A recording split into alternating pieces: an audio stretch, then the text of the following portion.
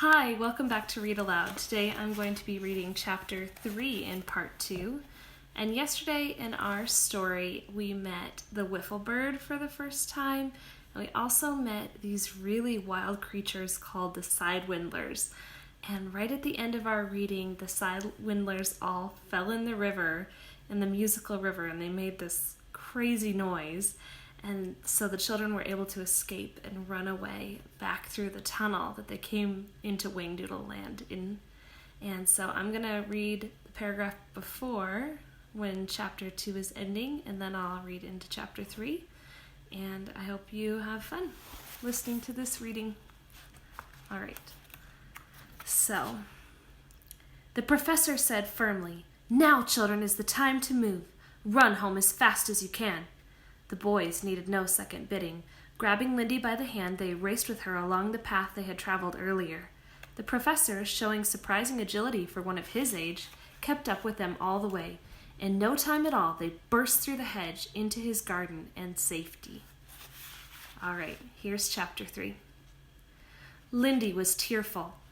"I hated those things. I don't like it when I get scared. I don't ever want to go there again."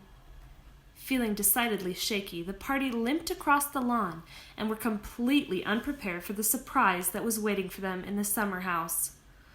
The Proc was sitting comfortably in one of the chairs. The professor steadied himself against a post. "Proc, you are an annoying fellow. You turn up at the most inconvenient times." He sank into a chair, breathing heavily. It was the first time the boys had ever seen Proc, and they gazed up at him apprehensively. Lindy stepped forward and said in an angry voice, "You know, you are a very nasty man. You made us horribly frightened, and that's not fair. You apologize." The Proc nonchalantly crossed one leg over the other.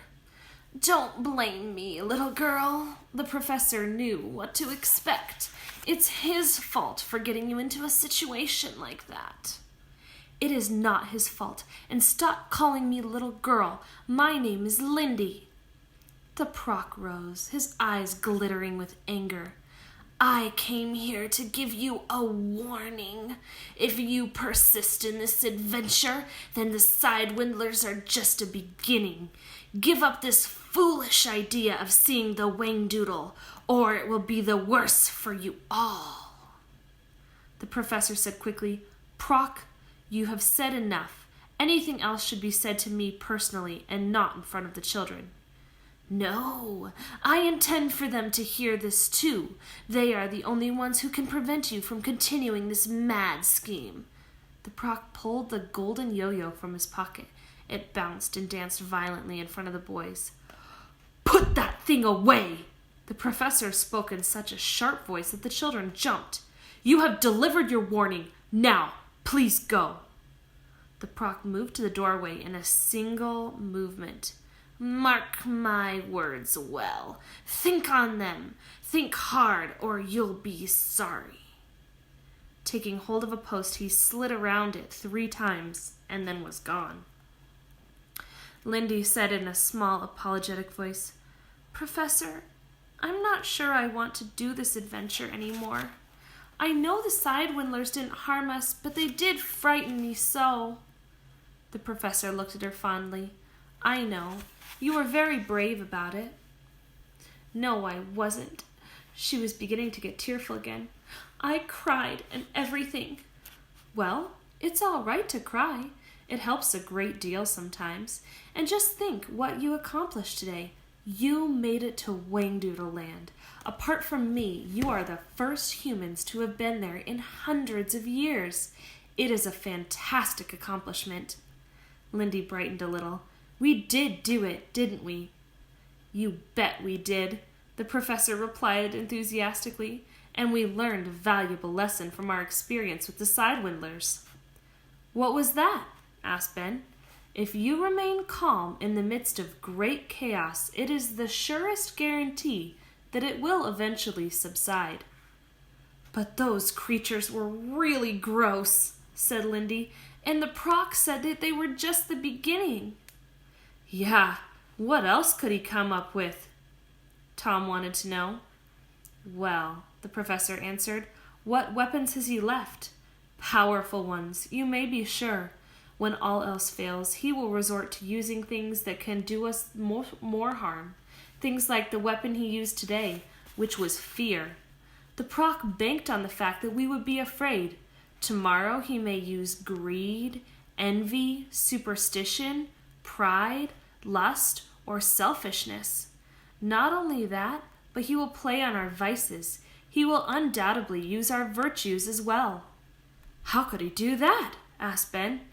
Oh, by relying on your generosity or sentimentality or even your sense of humor.